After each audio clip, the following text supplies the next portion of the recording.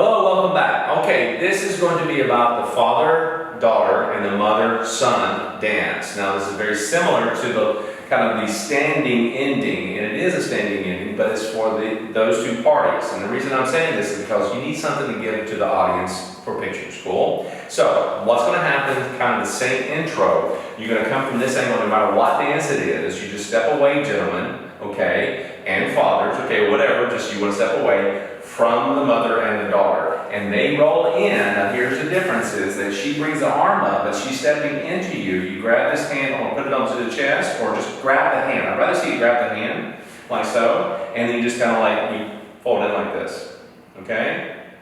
Now we know that if the father's 7.5 feet tall and the daughter's like, 5'4", we know that. Might be on the chest. Might be on the chest. Yes. But again, it's more or less you grab the hand. As she comes through, grab the hand here. And you just kind of take this picture again. So the idea is like a hug. Yes, a big hug. This is your parent. It's a hug. Probably going to be some tears. Absolutely, absolutely. And again, you can put any emotion that you want behind it. Closing your eyes.